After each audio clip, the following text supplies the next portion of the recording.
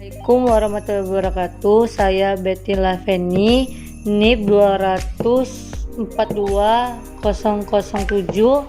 Prodi Ilmu Administrasi Negara, mata kuliah Ekonomi Publik. Baiklah, di sini saya akan menjelaskan tentang aktor dan pelaku ekonomi publik. 1.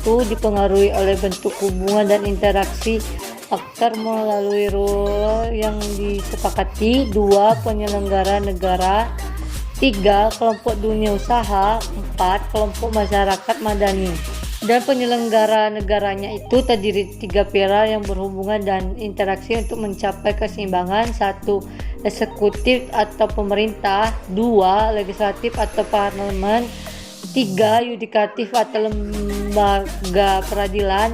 4. Lembaga kuasai negara, yaitu lembaga kuasai Indonesia. Lembaga tambahan dibentuk lewat peraturan presiden karena tugas dengan negara makin kompleks. Kebutuhan untuk memenuhi tugas atau fungsi tertentu lembaga ini bersifat independen dan tidak bisa diintervensi pihak lain dalam bertugas. Hubungan kerja dengan presiden bersifat koordinatif. Beberapa lembaga kuasai di Indonesia yaitu 1. Komnas HAM. 2. Komisi Pemberantasan Korupsi. 3. Komisi Pengawasan Persaingan Usaha. 4. Komisi Penyiaran Indonesia. 5. Komisi Pemilihan Umum. 6. Pusat Pelaporan dan Analisis Transaksi Keuangan. 7. Ombudsman. Yang di bidang badan hukumnya itu PT CF Firma Koperasi, PDN, PMA, BUMN, BUMD, tidak berbadan hukum, skala usaha, konglomerasi besar, menengah, kecil, koperasi, rumah tangga. Tugasnya menggerakkan ekonomi publik dan menciptakan nilai tambahan. 4. Membuka lapangan kerja. 5. Menghasilkan barang dan jasa. 6. Membayar pajak dan retribusi.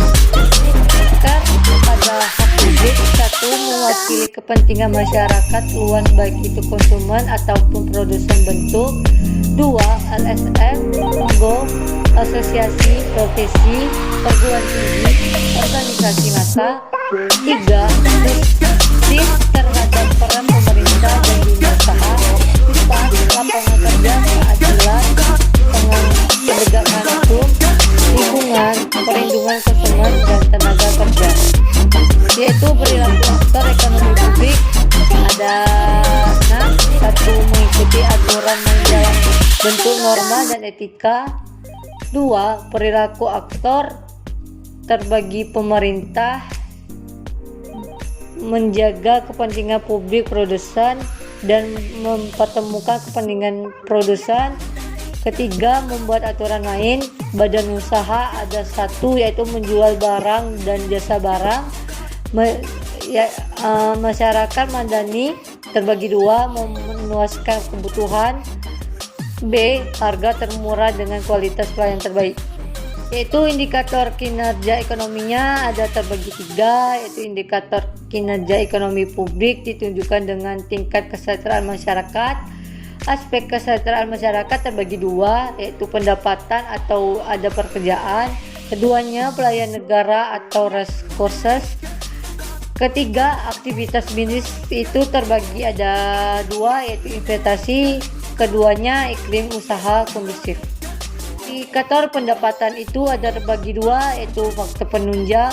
Satunya tersedia lapangan kerja, keduanya tinggi angka pengangguran, ketiganya pendapatan domestik, yaitu stabilitas nilai tukar ada terbagi 3, internal, eksternal, dan makin berfluktuatif nilai tukar.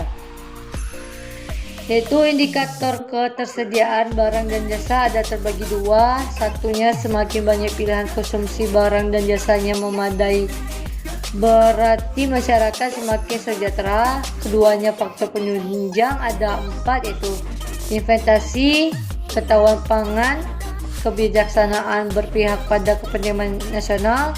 Terakhirnya ketersediaan pasokan yang memadai. yaitu aktivitas bisnis dari menghasilkan barang jasa, stabilitas nilai tukar, menghasilkan lapangan pekerjaan, jadinya yaitu kontribusi bisnis pada kesejahteraan masyarakat. Indikator ekonomi dan investasi itu terbagi 5, yaitu masyarakat sejahtera, investasi, aktivitas ekonomi, pendapatan negara dan masyarakat, kualitas pelayanan dan konsumsi meningkat. Indikator iklim usaha ada 5, yaitu kepastian berusaha, sumber daya, sarana dan prasarana, biostrasi yang fasilitas, transparan dan akuntabel, insentif yang tepat dan adil. Indikator berdayanya negara secara ekonomi, politik, dan sosial itu terbagi 6, yaitu terdiri dari pengelolaan negara baik, keberdayaan negara yang meningkat, negara yang mandiri menjadi kedaulatan, kedaulatan menjadi daya tawar dengan negara lain, dan daya tawar itu terjadinya negara kompetitif. Terakhir, indikator mikro dan makro di ekonomi adalah ekonomi mikro, yaitu penjualan perusahaan, pertumbuhan investasi usaha, peningkatan penyerapan tenaga kerja, peningkatan produktivitas kerja, kelancaran forecast. Kalau ekonomi makro yaitu pertumbuhan ekonomi, PDB, tingkatkan pengangguran, tingkatkan kemiskinan, tingkatkan investasi. Indikator mikro dan makroekonomi. Sekian materi dari kami. Assalamualaikum warahmatullahi wabarakatuh.